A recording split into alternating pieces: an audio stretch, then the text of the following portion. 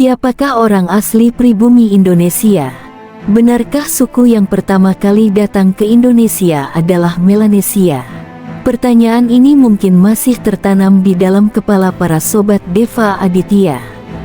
Supaya nggak penasaran lagi, saya mau membahas asal-usul pribumi Indonesia dimulai dari manusia pendatang pertama 1,5 juta tahun yang lalu.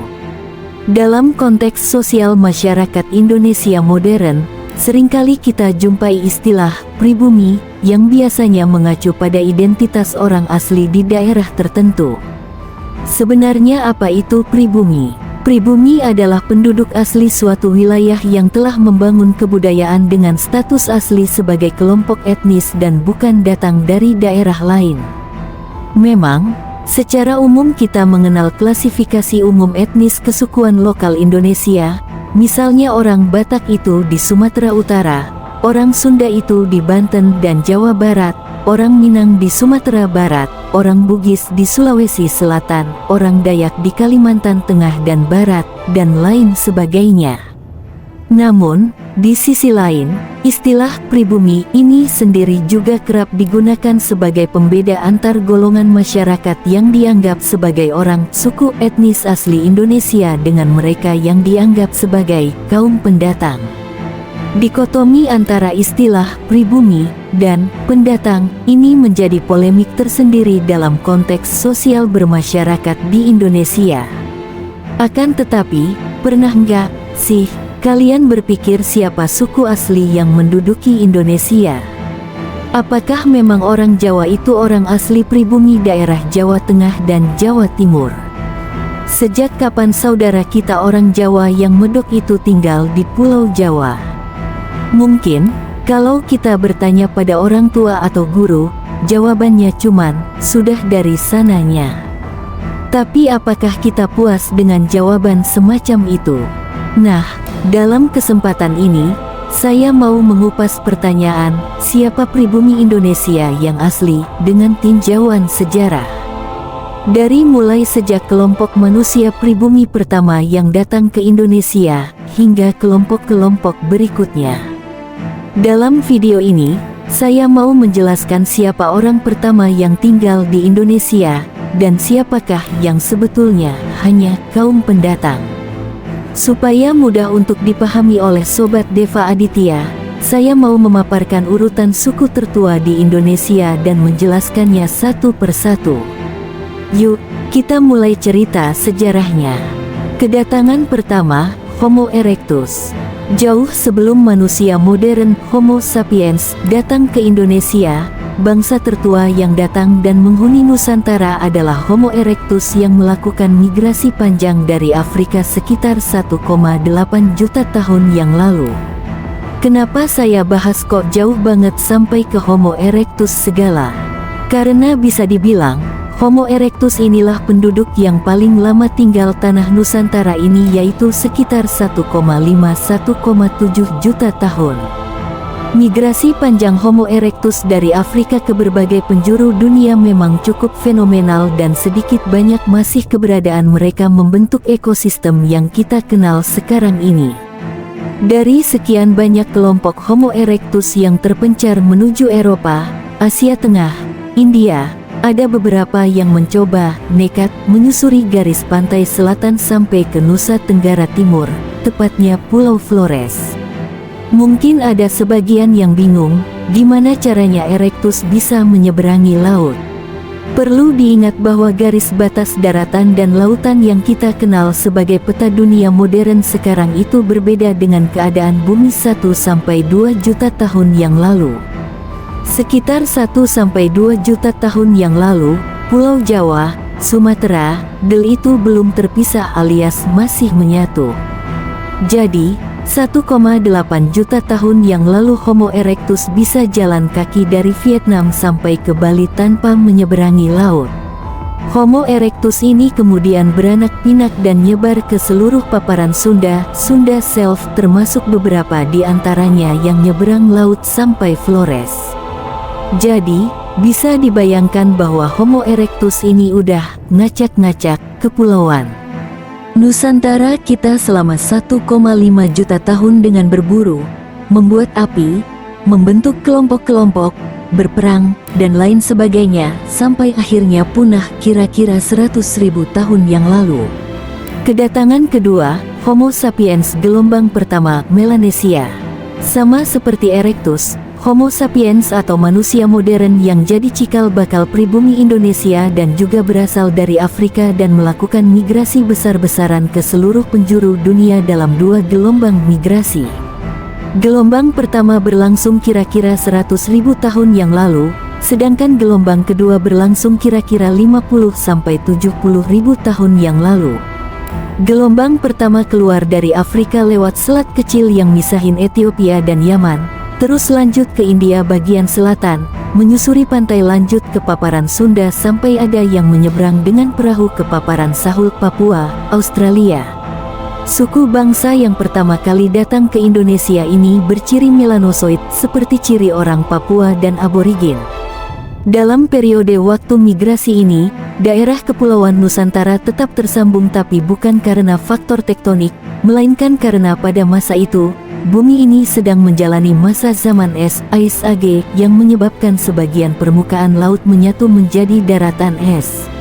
Manusia modern gelombang pertama ini akhirnya menempati Nusantara sampai zaman es berakhir, es mencair menjadi lautan yang memisahkan pulau, sehingga terbentuklah Kepulauan Nusantara seperti yang kita kenal sekarang. Kehadiran dari para petualang awal ini masih bisa kita lihat pada peradaban manusia modern yang lebih akrab kita kenal dengan kebudayaan berciri Melanesia atau golongan etnis Negrito.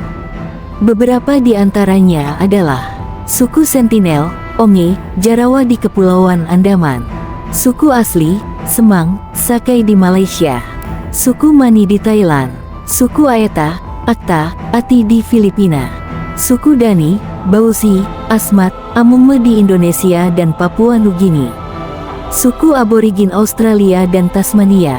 Dari persebaran ini, diduga kuat bahwa hampir seluruh daerah paparan Sunda dan Sahul mencakup seluruh wilayah Indonesia sempat dihuni oleh orang-orang berciri melanosoid. Kehidupan orang Melanesia berawal dengan budaya berburu dan mengumpulkan makanan, hunter dan gatherer, yang kemudian sebagian besar kecuali aborigin Australia mulai mengenal pertanian, perkebunan, dan peternakan dalam skala kecil. Sayangnya, kebudayaan agrikultur ini tidak berkembang dengan skala luas karena kecenderungan masyarakat Melanesia yang berjumlah kecil dan terpisah jauh dengan suku tetangga lain. Hal ini juga yang menyebabkan orang Melanesia bisa hidup tanpa perlu mengembangkan pertanian dan peternakan dalam skala besar, dan juga tidak ada desakan lingkungan untuk membentuk struktur kemasyarakatan yang kompleks dan sistematis. Terlepas dari itu, sebetulnya kalau ditanya siapakah orang pribumi Indonesia pertama yang menempati Kepulauan Nusantara, jawabannya jelas adalah orang-orang Melanesia. Mereka bahkan diduga kuat sebagai penyebab hilangnya Homo erectus di paparan Sunda entah dengan cara pembunuhan maupun perkawinan. Serunya lagi, para arkeolog dan paleontolog juga menduga bahwa manusia modern berciri melanosoid ini diduga kuat pernah hidup bersama satu pulau dengan human spesies lain yang merupakan keturunan dari Homo erectus yaitu Homo floresiensis di Kepulauan Flores. Tapi, kenapa suku pribumi Indonesia pertama ini cuma tersisa di pedalaman Papua dan pulau-pulau kecil di sekitarnya? Kenapa tidak terus membangun budaya di wilayah Sumatera, Jawa, Kalimantan? Sampai saat ini para ahli sejarah belum menemukan jawaban yang pasti. Namun, dugaan terkuat hilangnya komunitas Melanesia di wilayah barat Indonesia adalah diakibatkan karena kedatangan rombongan manusia modern gelombang berikutnya dalam jumlah besar, yang datang dengan makek perahu-perahu kecil mereka yang terbilang cukup canggih untuk ukuran waktu itu. Nothing lasts forever di dunia ini. Jadi, bisa dibilang bahwa bangsa tertua yang datang dan menghuni Nusantara adalah Melanesia. Kedatangan ketiga, Homo sapiens Melayu, Austronesia. Suatu sore di pesisir pantai yang tenang di utara Pulau Borneo, 5.200 tahun yang lalu, ada dua orang pemuda Melanesia Al-Kawari dan Anak Jari yang lagi nyari kerang untuk dimakan sekaligus cangkangnya dibikin jadi perhiasan buat calon-calon bini mereka di kampung. Tiba-tiba anak jari bengong mematung sambil ngeliat Cakrawala. Alkawari nanya dengan suara pelan sambil nibas-nibasin tangan di depan muka temennya itu, "Dahaka. Ada apaan sih men?" Yang hanya dibalas dengan tunjukan jari anak jari ke ufuk utara. Alkawari memincingkan mata karena susah ngeliat hal yang dimaksud. Setelah menunggu beberapa menit, benda yang dimaksud pun semakin kelihatan jelas.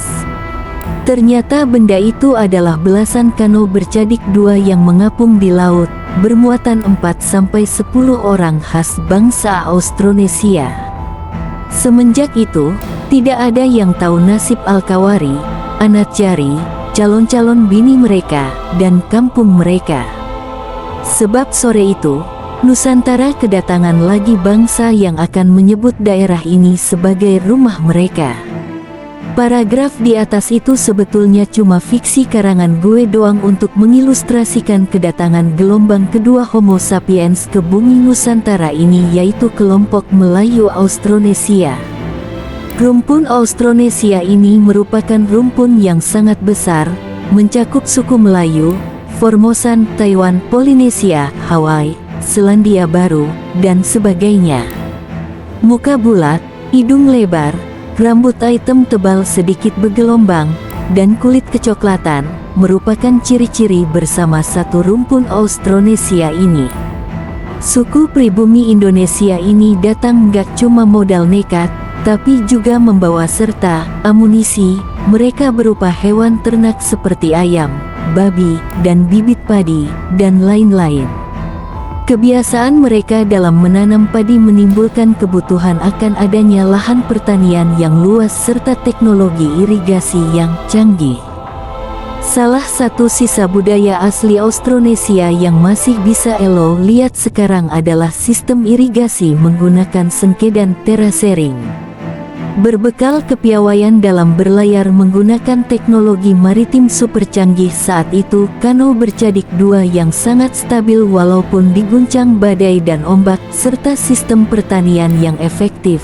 Tinggal tunggu waktu aja deh sampai seluruh Nusantara ini bisa dijelajah dan dikuasai oleh rumpun Melayu Austronesia. Dalam masa peralihan dari Melanesia menuju Austronesia, sampai zaman setelah masyarakat Nusantara mengenal tulisan, udah gak ada lagi tuh jejak-jejak kebudayaan maupun ciri fisik masyarakat Melanesia di pulau-pulau bagian barat Nusantara, Sumatera, Jawa, Kalimantan, Bali, Sulawesi, dan Lombok. Sedangkan di Kepulauan Nusantara bagian timur, kita masih bisa melihat jejak hasil pertukaran budaya dan juga gen Melanesia pada masyarakat Kepulauan Maluku, Papua bagian pesisir, dan Kepulauan NTT. Dari segi morfologis, masyarakat yang berasal dari Indonesia Timur merupakan campuran antara rumpun Austronesia, muka bulat, hidung lebar, dan rumpun Melanesia, rambut ikal atau malah keriting kecil, kulit lebih gelap. Melanesia aslinya sendiri pada kemana?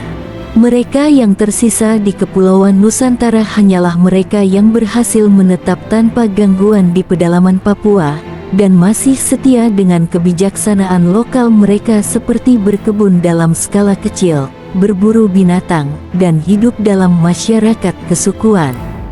Orang-orang Melayu yang datang ke Nusantara juga secara umum bisa dibagi dua. Melayu yang mager, males gerak. Melayu yang gak bisa diam. Melayu mager ini bukannya berarti orangnya malas, tapi emang udah berhasil menciptakan masyarakat yang stabil sehingga sudah tidak diperlukan lagi mobilisasi penduduk. Keturunan Melayu golongan pertama ini bisa kita lihat pada suku Nias di Pulau Nias dan suku Dayak di pedalaman Kalimantan, yang juga biasa disebut sebagai Proto-Melayu. Proto sama dengan Purwa primitif. Sedangkan di sisi lain, ada golongan Melayu yang karena alasan tertentu, misalnya kondisi geografis, iklim, bencana, dan lain-lain, merasa perlu untuk terus berpindah tempat sekaligus berinteraksi dengan kelompok lain di sekitarnya. sehingga memungkinkan adanya percampuran budaya, bahasa, serta gen. Suku tersebut biasanya dinamakan dengan Deutero Melayu. Deutero sama dengan berulang-ulangan. Suku yang merupakan keturunan asli bangsa Deutero Melayu adalah suku Minangkabau, Jawa, Banjar, Bugis, Makassar, Bali, Lombok, Batak, Aceh, Madura, Minahasa, dan puluhan suku-suku lain yang kita kenal di Indonesia. Jadi, bedanya apa sih antara Proto dan Deutero Melayu? Bedanya ya cuma yang Proto itu menetap di tempat terpencil sehingga menyulitkan terjadinya percampuran gen yang lebih variatif, sedangkan Deutero menetap di tempat yang memungkinkan untuk terjadinya percampuran gen. Jadi, Proto dan Deutero itu nggak menggambarkan siapa yang duluan datang ya, tapi cuma yang satu netap, yang satu lagi pindah-pindah dan membaur, begitu sayang. Salah satu pribumi Indonesia, bangsa Melayu dapat dikatakan sangat nyaman tinggal di Kepulauan Nusantara. Mereka beranak pinak dan ujung-ujungnya bikin beragam peradaban dan kebudayaan-kebudayaan yang masih bisa kita nikmatin sampai sekarang. Bangunan rumah panggung atap rumbia, tarian, baju daerah yang warna-warni, wajah dan badan yang dibubuhin tato, bahkan bahasa-bahasanya masih bercirikan Austronesia.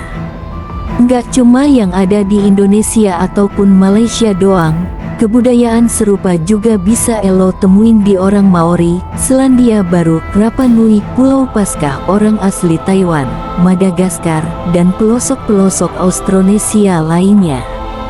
Akan tetapi, sama seperti sebelumnya, stabilitas yang sebelumnya terbangun pasti akan menghadapi tantangan baru, perubahan selalu terjadi. Kedatangan keempat, Sino-Tibetan, Dravidian, dan etnis Semitik. Dalam periode kurang lebih 1000 tahun setelah kedatangan etnis Melayu di Nusantara, peradaban dan kebudayaan Austronesia berkembang semakin kompleks dan mulai melakukan interaksi perdagangan dengan kebudayaan lainnya, termasuk transaksi logam hasil kebudayaan Dong San di Vietnam. Transaksi logam dengan peradaban yang jauh di seberang lautan ini juga memicu orang-orang Melayu Austronesia di Nusantara untuk mengembangkan industri metalurgi logam mereka sendiri. Ternyata, interaksi perdagangan sekelompok masyarakat Austronesia di Nusantara ini berkembang menjadi sangat ramai. Sampai akhirnya Nusantara ini mengundang kedatangan banyak pedagang dari peradaban luar pada awal abad Masehi, yaitu peradaban Dravidian, Sino-Tibetan, dan etnis Semit. Pendatang para pedagang ini sudah pasti bukanlah asli pribumi Indonesia. Mereka hanya meramaikan perdagangan di Nusantara. Dalam dunia modern, peradaban Dravidian lebih akrab kita kenal dengan nama India, sementara peradaban Sino-Tibetan kita kenal sekarang dengan nama Tionghoa, dan etnis Semit direpresentasikan dalam dunia modern pada budaya di Asia Tengah seperti Arab dan Yahudi.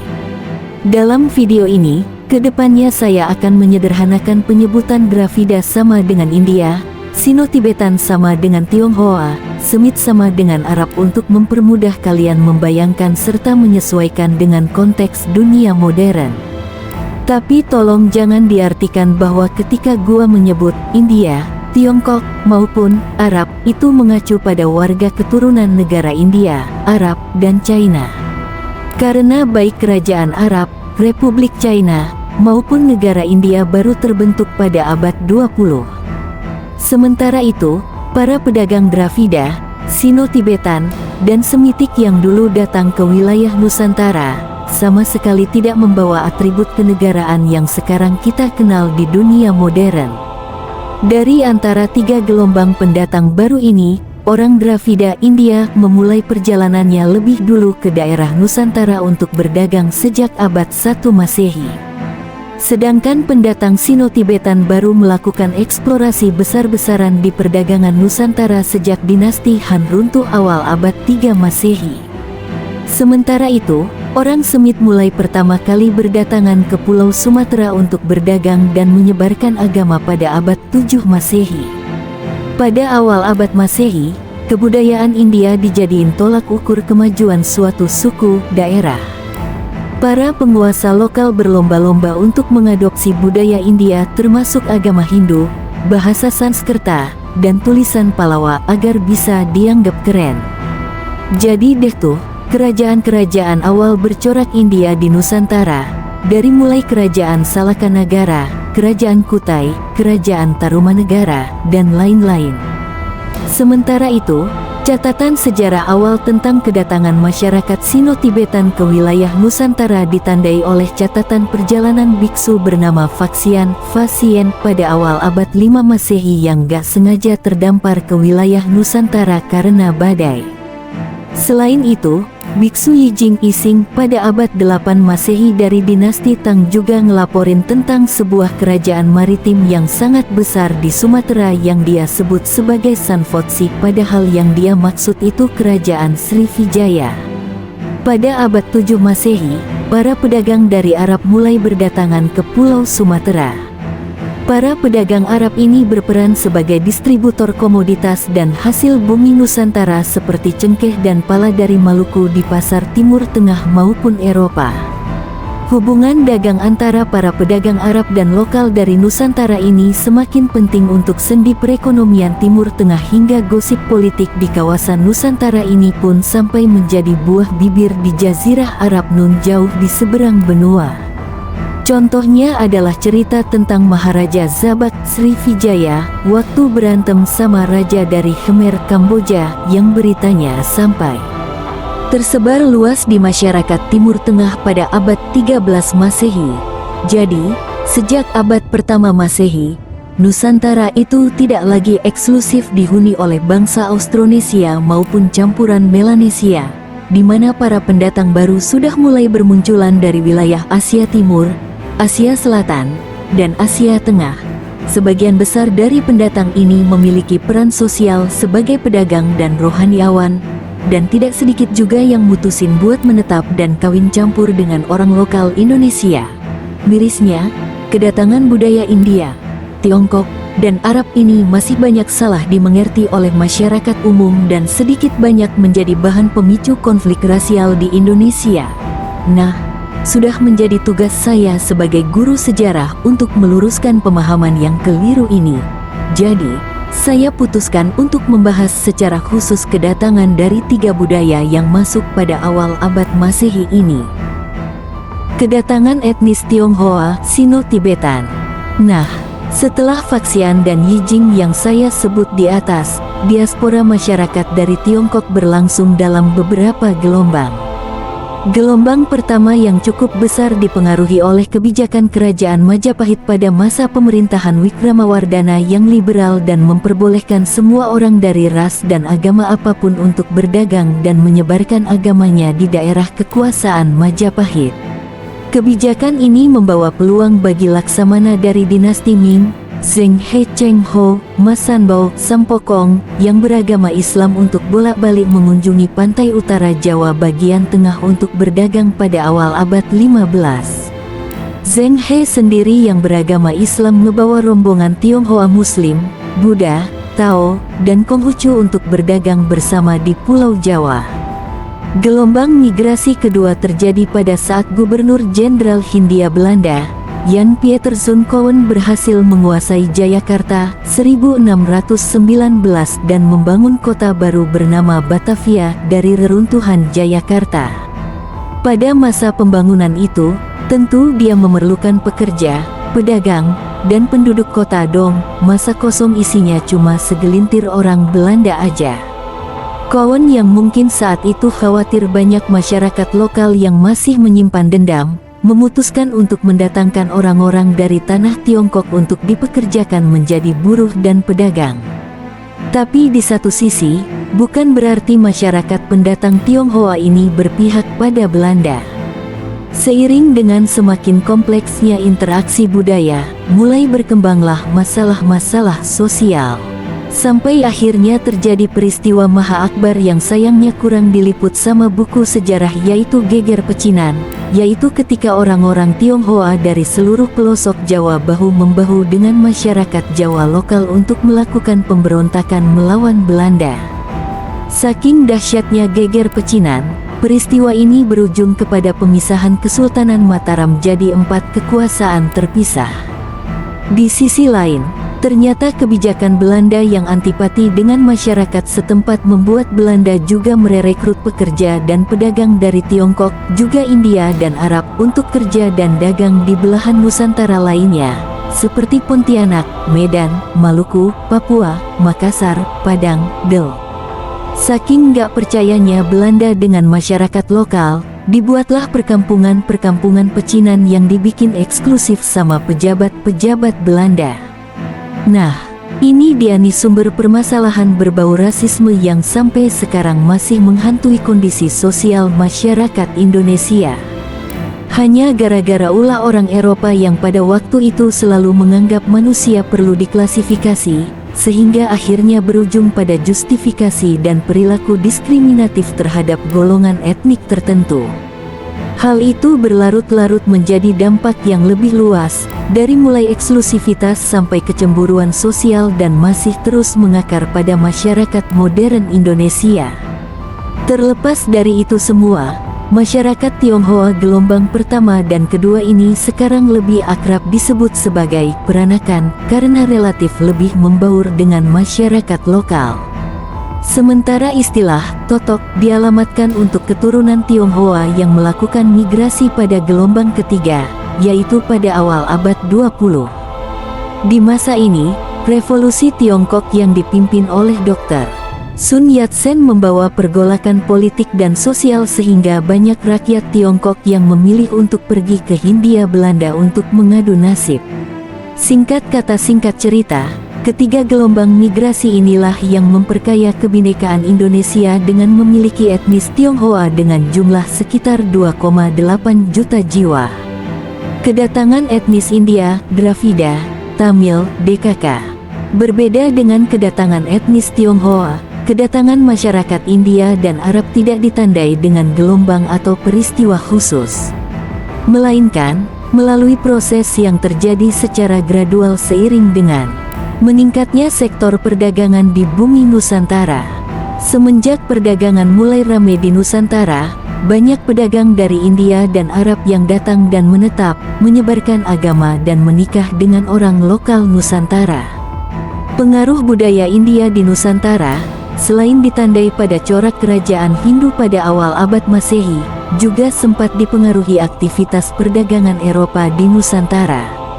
Pada abad 15–16, banyak pelaut Portugis yang membawa orang-orang India bagian selatan Tamil untuk jadi buruh pekerja di pos-pos ataupun perkebunan Portugis. Hal yang sama juga terjadi saat zaman Belanda, ketika kota Medan lagi banyak melakukan pembangunan. Pemerintah Hindia Belanda ngerekrut banyak pekerja dari suku Tamil untuk bikin infrastruktur macam jalanan dan perumahan. Bahkan, sampai sekarang keturunan masyarakat Tamil mendiami negara Indonesia dan bisa elo temuin di Kampung Madras, dulu namanya Kampung Keling, di kota Medan.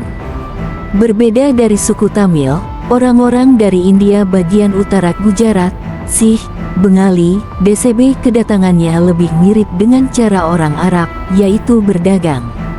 Walaupun jumlahnya jauh lebih sedikit ketimbang keturunan Tionghoa, keberadaan orang-orang India dan cukup menghiasi keanekaragaman asal-usul seluruh penduduk Indonesia zaman modern. Kedatangan etnis Arab Semit, Arabik, dan lain-lain. Kedatangan etnis Arab di Kepulauan Nusantara berbeda dengan Tionghoa dan India karena tidak punya gelombang khusus yang menandai kedatangan mereka secara massal, melainkan secara gradual, perlahan namun konsisten. Sejak abad 7 Masehi, etnis Arab datang ke Indonesia untuk berdagang dan sebagian untuk menyebarkan agama Islam. Sebagian dari mereka ada yang kembali tapi tidak sedikit juga yang memutuskan untuk menetap di wilayah Nusantara. Bahkan, sebagian dari etnis Arab sangat membaur dengan masyarakat lokal seperti para pedagang Arab di Kepulauan Maluku dan Nusa Tenggara sehingga mengadopsi nama keluarga lokal di sana. Beberapa kelompok lain membuat komunitas semi-eksklusif, terutama ketika zaman pendudukan Belanda, di mana etnis Arab juga sempat difasilitasi oleh pemerintahan Hindia Belanda dengan dibuatkan perkampungan khusus untuk keturunan Arab di daerah Koja Batavia. Mayoritas keturunan Arab di Indonesia memiliki leluhur dari daerah Hadramaut, Yemen, dan sebagian dari Arab Hijazi, Saudi, Qatar, Oman, Kuwait, DCB. Lucunya, saat ini jumlah masyarakat keturunan Hadramaut di Indonesia malah jauh melebihi jumlah masyarakat di tempat asal leluhur mereka sekarang di Republik Yaman. Demikianlah latar belakang sejarah singkat banget tentang pembauran etnis Arab di Nusantara. Itulah sebabnya, banyak nama-nama dan marga dengan corak Arab yang sering kita jumpai pada teman sekelas, tetangga, tokoh nasional, maupun para selebriti, seperti nama Assegaf, Syihab, Baswedan, Albar, Alatas, Jamal, Del. Tentunya pembauran etnis Arab ini juga semakin memperkaya diversity di Indonesia. Jadi, siapa orang asli pribumi Indonesia? Dari pembahasan panjang saya di atas, mungkin rasanya akan semakin sulit untuk menjawab pertanyaan, siapakah orang asli pribumi Indonesia? Memang wajar kalau kalian jadi makin merasa bingung menjawabnya, karena memang pada dasarnya konteks orang asli pribumi Indonesia saja sudah rancu. Dalam tinjauan sejarah, daerah Nusantara ini pada mulanya adalah tanah tak bertuan, sampai akhirnya banyak kedatangan para pendatang sejak zaman Homo erectus, hingga berbagai banyak jenis dan rumpun manusia datang dan akhirnya menyebut Nusantara ini sebagai rumah mereka. Dalam polemik sosial masyarakat modern Indonesia, sebetulnya definisi dari kaum pribumi itu sendiri sangat rancu. Jika indikator pribumi adalah masyarakat yang paling lama tinggal, berarti yang pantas disebut pribumi Indonesia yang asli adalah Homo erectus yang tinggal di Nusantara ini selama kurang lebih 1,5 juta tahun. Itu lama banget men. Tapi jika definisi pribumi artinya manusia modern, Homo sapiens, yang pertama datang ke bumi Nusantara, jawabannya adalah rumpun Melanesia yang sekarang direpresentasikan oleh suku-suku di Papua. Nah lo, apakah itu berarti orang pribumi Indonesia itu cuma orang Papua? Terlepas dari semua definisi itu, saya pribadi sebagai guru sejarah, berpendapat bahwa pada hakikat semua penduduk asli Indonesia adalah pendatang. Jadi, ya memang betul bahwa warga keturunan Arab, Semit, India, Dravida, Tamil, dan Tionghoa, Sino-Tibetan di Indonesia adalah pendatang, sebagaimana orang Melayu Austronesia dan Papua, Melanesia di Indonesia juga adalah pendatang. Bumi Nusantara dulunya adalah tanah tak bertuan hingga para manusia dari berbagai rumpun kesukuan berdatangan silih berganti dan mengklaim tanah ini adalah milik mereka. Kekuasaan jatuh bangun dari zaman kerajaan Hindia Belanda, sampai akhirnya kini menjadi negara Indonesia yang mewarisi keanekaragaman yang luar biasa. Perlu kita ingat bahwa kekayaan budaya yang kita nikmati sekarang ini lahir dari proses asimilasi, menerima perbedaan budaya, menghasilkan budaya campuran, dan akhirnya menjadi identitas bangsa yang baru, bernama Indonesia. Demikianlah pembahasan gua tentang asal-usul orang Indonesia dan siapakah yang menjadi orang asli pribumi Indonesia. Dari penjelasan video ini, kita jadi tahu kalau keanekaragaman etnis yang ada di Indonesia sangat beragam dan menarik untuk dipelajari satu persatu.